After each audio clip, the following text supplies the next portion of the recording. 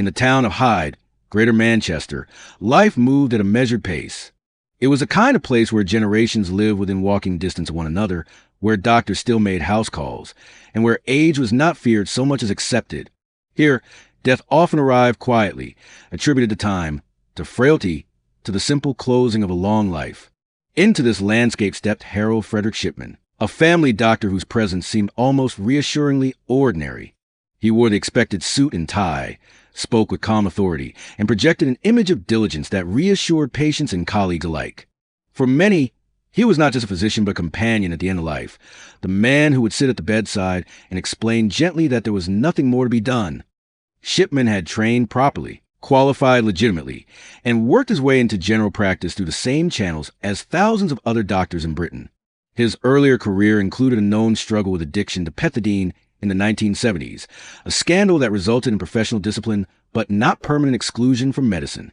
By the time he settled in Hyde in the 1980s, that episode seemed distant, almost irrelevant. He rebuilt his reputation carefully, and the system allowed him to do so.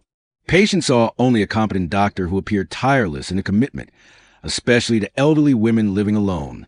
He made frequent home visits, responded quickly to calls, and rarely delegated care. In a strained national health service, this level of personal attention felt like a gift. The timeline that would later be reconstructed begins quietly, almost invisibly. Death certificates were signed. Causes of death were listed as heart failure, stroke, or old age. Cremation forms were completed without challenge. In the United Kingdom, a doctor could both attend a patient in their final moments and certify their death, a dual role that rested heavily on professional trust. Shipman operated comfortably within that framework. He knew its weaknesses. Even if no one at the time suspected, he would exploit them so completely. Families remembered him as composed, sometimes distant, but rarely alarming.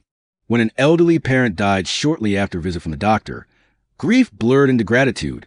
At least they had not suffered long. At least someone had been there. In many cases, Shipman himself administered an injection shortly before death, explaining it as pain relief. To relatives watching from the edge of the room, it appeared merciful.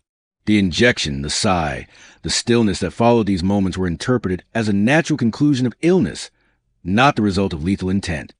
What makes the early phase of the Shipman story so disturbing is precisely this ordinariness. There was no dramatic spike that triggered alarms, no visible violence.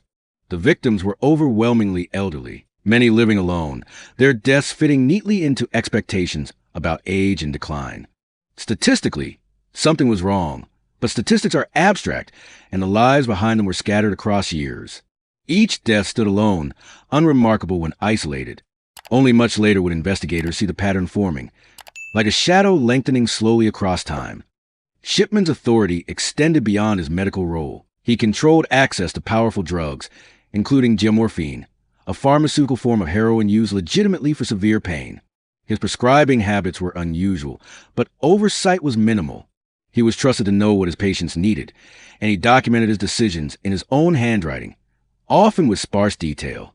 In an era before fully integrated digital records, these notes carried weight simply because they existed. They told a story of attentive care, of end-stage illness managed compassionately. For the families, there were moments that lingered uncomfortably. Some recalled that their relatives had seemed relatively stable before dying suddenly. Others remembered Shipman, discouraging hospital admission, insisting that staying at home was best.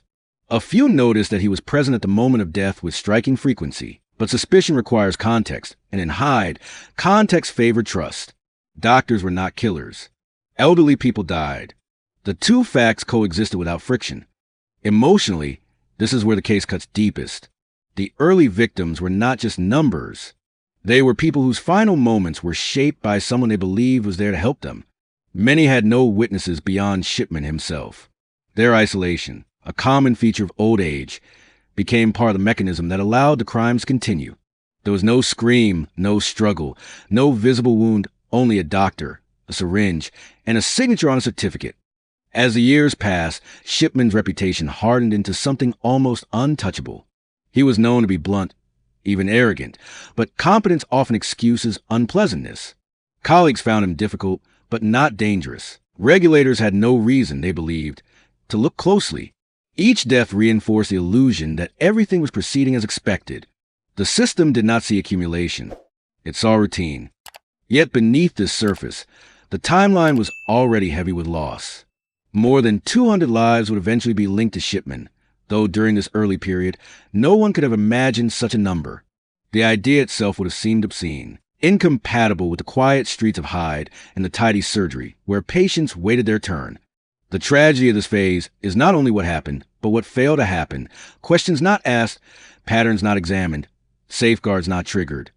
By the late 1990s, Shipman was nearing the end of his killing career, though no one knew it. His confidence appeared unshaken.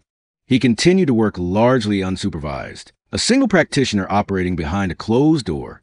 The early timeline ends not with exposure, but with a sense of foreboding that can only be felt in retrospect. The ground was already unstable, even if it felt solid to those standing on it. This is the opening act of the Shipman case, a story not of sudden horror, but of slow betrayal.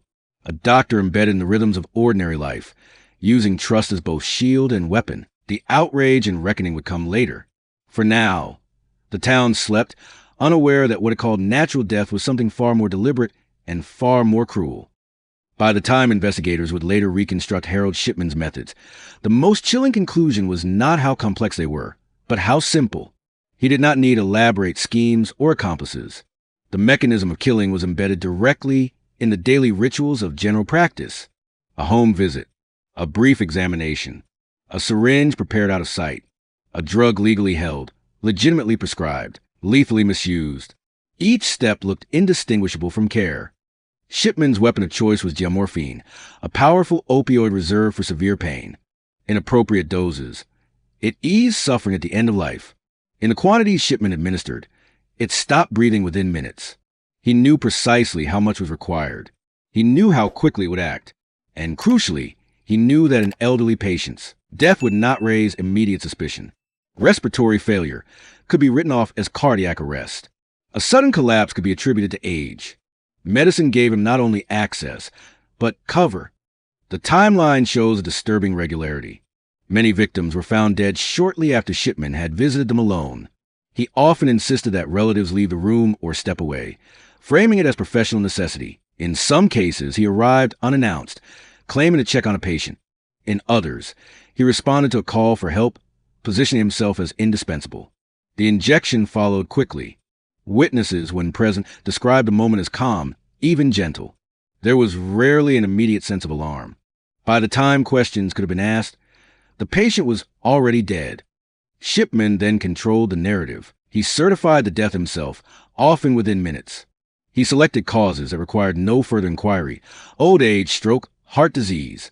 These were plausible, especially when spoken with confidence by a doctor who had attended the patient for years. The paperwork flowed smoothly. Cremation forms were signed, sometimes by colleagues who trusted his judgment and did not examine the underlying circumstances. Once cremated, a body left no evidence behind. The finality was absolute. What emerges from this period is a pattern of efficiency. Shipman did not kill impulsively. He killed systematically. He targeted patients who were unlikely to be autopsied, unlikely to be questioned, and unlikely to have advocates demanding answers. Many were elderly women living alone, a demographic already marginalized by invisibility. Their deaths did not disrupt households or workplaces. They left grief, but not chaos. The system absorbed each loss without resistance. Yet there were moments that, in hindsight, feel like warnings. Some patients had no documented terminal illness. Others have been mobile, alert, even planning future events shortly before dying. Shipman's medical records often lacked detail, providing just enough justification without inviting scrutiny. He rarely referred patients to hospital near the end, preferring to manage care himself. This kept other professionals out of the room and preserved his control over the final moments. Emotionally, the cruelty of this phase lies in its intimacy. Shipman did not kill strangers. He killed people who trusted him with their fears, their pain, their vulnerability. He knew their routines, their families, their histories. He was invited into their homes, sometimes welcomed with relief. For patients who feared dying alone, his presence may have seemed comforting. That this presence concealed lethal intent adds a layer of betrayal that words struggle to capture. The regulatory environment around him remained weak. Prescriptions for controlled drugs were monitored, but oversight was fragmented. Shipman obtained morphine both through legitimate prescriptions and through stock held at his surgery. The quantities should have raised questions, but no single authority connected the dots. Record keeping relied heavily on honesty. The assumption that a doctor would not abuse his trust was so ingrained that it functioned as policy. Colleagues noticed aspects of Shipman's behavior, that they disliked his arrogance, his isolation, his refusal to collaborate, but these traits did not translate into formal complaints. Being difficult was not a crime. In medicine, eccentricity is often tolerated, even romanticized, if outcomes appear satisfactory. Patients were not complaining. Families were expressing gratitude. The illusion of success protected him. The deaths accumulated across years. Each one, taken alone, made sense. Together, they formed a quiet catastrophe. Statistically, Shipman's patient mortality rate was far higher than average. But statistics require interpretation, and no one was tasked with performing it in real time. The healthcare system lacked mechanisms to flag anomalies among individual practitioners. What could have been detected early instead solidified into routine. Perhaps the most disturbing element is how easily compassion was simulated. When Shipman delivered news of a death, he did so calmly, sometimes with what families described as sympathy. He explained that the end had been peaceful. For relatives who could not bear the thought of prolonged suffering, this reassurance mattered. It softened grief. It also shut down questions. To doubt the doctor's account felt almost indecent, as if it would tarnish the dignity of the deceased. This phase of the timeline forces a confrontation with uncomfortable truths about trust. Medicine depends on it. Without trust, care collapses. Shipman exploited this dependency fully, turning ethical assumptions into operational vulnerabilities. He did not need to hide in shadows. He worked in daylight, within rules designed for those who would never dream of violating them. By the late 1990s, the method was perfected, the routine ingrained. Shipman moved through his days with the confidence of someone who believed himself untouchable. The deaths continued, quietly folding into the background noise of life and loss. The town of Hyde mourned, then moved on, unaware that the same hand offering reassurance was also the hand that had delivered death. This section of the story ends not with discovery, but with a sense of mounting moral weight. The scale of harm was already enormous, even if invisible. The outrage that would later erupt had not yet found its trigger, but beneath the calm surface of paperwork and procedure, the truth was already pressing outward, waiting for a single rupture that would make denial impossible. The rupture came not from statistics or oversight bodies, but from a single death that refused to settle quietly into the past. On June 24, 1998, Kathleen Grundy, an 81-year-old widow and former Mayor Hyde, was found dead in her home. She had been independent, mentally sharp, and active in the community. Her death, certified by Harold Shipman as due to old age, was sudden but not immediately alarming. What followed, however, would fracture the illusion that had protected him for decades. Kathleen Grundy's daughter, Angela Woodruff, was a solicitor. When she reviewed her mother's affairs, she discovered what dated just days before Kathleen's death. The document left the bulk of the estate to Shipman himself. It was an extraordinary revelation, not only because of its contents, but because Kathleen had already made a will leaving her assets to her children and grandchildren. She had no known reason to change it, and certainly none to favor her doctor. Angela Woodruff examined the will carefully. The language was clumsy, uncharacteristic of her mother's formal style. The signature looked wrong. The document had not been prepared by a solicitor.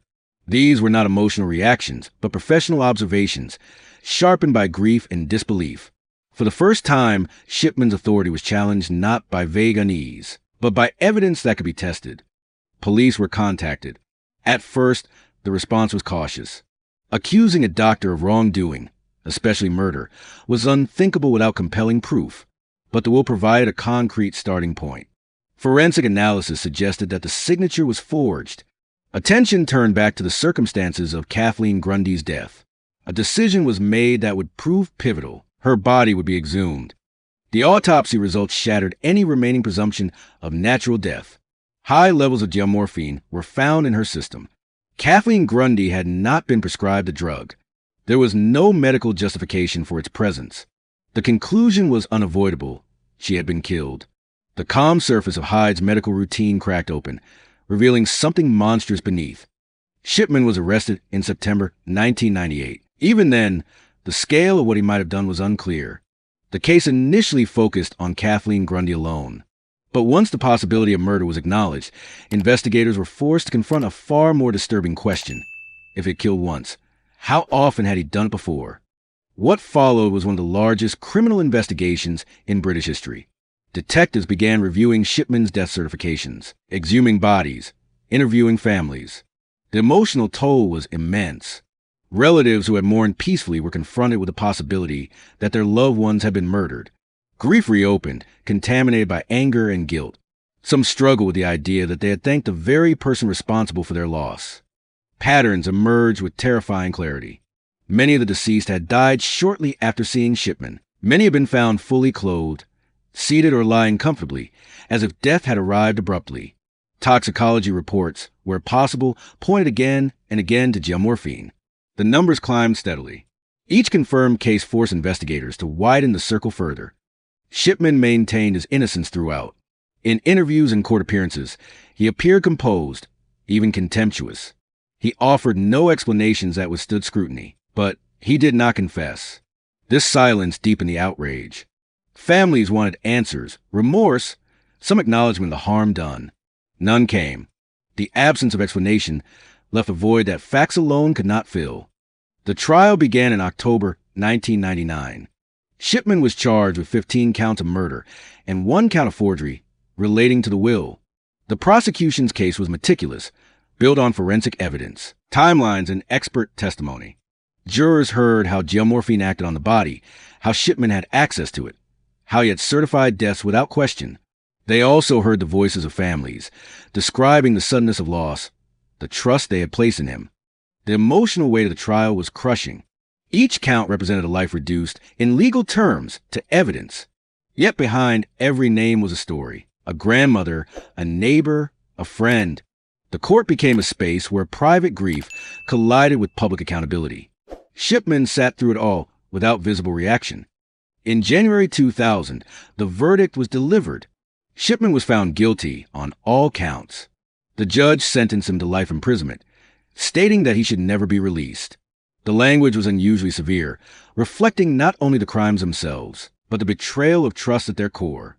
Britain confronted the reality that a doctor, operated within the system, had become its most prolific killer. Even then, the case was not finished. The convictions covered only a fraction of the suspected deaths. A public inquiry was launched to determine the full scale of Shipman's crimes and how he had evaded detection for so long. Families continued to come forward, seeking recognition for losses that had not been included in the trial. Section 3 marks the moment when disbelief gave way to horror, when the abstract idea of a bad doctor hardened into the proven reality of a serial killer. It is the point at which outrage becomes unavoidable, where sympathy for bereaved expands into a broader anger at the systems that failed them. The reckoning had begun, but its consequences, legal, ethical, and emotional, were still unfolding. The conviction of Harold Shipman did not close the story. It detonated it. What followed was not relief, but a prolonged reckoning that forced Britain to confront an unbearable truth. This was not only the failure of one man's morality, but the failure of an entire system built on trust without verification. In the months after the trial, families of the dead lived in a strange emotional limbo. Justice had been delivered in court, yet certainty remained elusive. The guilty verdict covered only 15 murders, while whispers of many more deaths hung in the air. For those whose relatives were not named in the indictment, grief remained unresolved. Their loved ones were still officially recorded as having died of natural causes, their deaths legally unchallenged, their stories incomplete. To address this, the British government established an independent public inquiry chaired by Dame Janet Smith. Its scope was unprecedented. The inquiry was not designed to determine guilt. Shipman's guilt was already beyond dispute, but to answer two far more disturbing questions. How many people had he killed? And how had he been allowed to do it for so long? The inquiry unfolded over several years, combing through decades of medical records, prescription logs, cremation forms, and death certificates. More than 1,000 deaths were examined. The process was forensic, methodical, and emotionally brutal. Each case represented a human life reduced to paperwork, and for families, each page carried the possibility of revelation or renewed pain. The findings were devastating. The inquiry concluded that Shipman had murdered at least 215 patients between 1975 and 1998, and that the true number was likely closer to 250. The victims were overwhelmingly elderly, and the majority were women. Many were not terminally ill. Some had been relatively healthy. In numerous cases, there was no clinical justification for the administration of morphine. The implication was unavoidable. These deaths were not acts of misguided mercy, but deliberate killings. For families, this confirmation was not closure. It was rupture. Some spoke of feeling complicit, of having trusted the wrong person, and unknowingly facilitated the crime by leaving the room, by accepting explanations, by signing forms. Others described an anger that had nowhere to land. Shipman had been convicted, but he had not explained himself. There was no narrative that made sense of the loss. As the inquiry widened its focus, it exposed systemic weaknesses that extended far beyond Shipman himself. He had been able to prescribe and stock large quantities of controlled drugs with minimal oversight. He had been permitted to work in professional isolation. He had been allowed to certify deaths he himself had attended, without independent verification. Each safeguard that might have stopped him existed only in theory, neutralized by assumption and inertia. Perhaps most damning was the conclusion that warning signs had been visible. Shipman's mortality rates were abnormally high. His prescribing patterns were unusual. His past drug addiction had been documented. Yet no single authority was responsible for connecting these facts. Responsibility was fragmented and accountability dissolved into bureaucracy. The system did not fail loudly. It failed quietly, repeatedly, and fatally. The inquiry's recommendations led to sweeping reforms. Death certification in England and Wales was overhauled to require greater scrutiny. Controls on controlled drugs were tightened. Monitoring of doctors' performance became more systematic. These changes were framed as progress, but they carried an implicit admission. The healthcare system had trusted the wrong things and ignored the wrong signals. The medical profession absorbed the shock unevenly. Many doctors felt betrayed, not only by Shipman, but by the damage his crimes inflicted on public trust. Patients began to question decisions that would once have gone unchallenged. Elderly people, the very group Shipman had targeted, reported heightened fear and suspicion. The doctor-patient relationship, long considered a moral cornerstone of healthcare, emerged in the case permanently altered. Shipman himself remained silent throughout. He never admitted guilt beyond the verdict. He never offered an explanation for his actions. In January 2004, he was found dead in his prison cell, having taken his own life. For some families, this was a final act of cruelty and escape from accountability, a refusal to answer questions that mattered most. For others, it was irrelevant. No explanation, they believed, could justify what he had done. The absence of motive remains one of the most unsettling aspects of the case. Financial gain explained little. Compassion explained nothing. Control, power, and detachment are often cited, but never confirmed. What is certain is that Shipman killed without visible remorse, within a profession defined by care. That contradiction sits at the heart of the horror. The legacy of Harold Shipman is not confined to crime statistics or regulatory reform. It lives in altered memories, in families who will never fully reconcile what they believe with what they learned. It lingers in the uncomfortable realization that systems designed for good faith can be exploited with devastating efficiency. In the end, the Shipman case stands as a warning rather than a mystery solved. It demonstrates how evil does not always announce itself with chaos or cruelty, but can with the face of routine, professionalism, and calm authority. The damage he inflicted was not only measured in lives lost, but in broken trust that medicine and society must now rebuild with vigilance rather than assumption.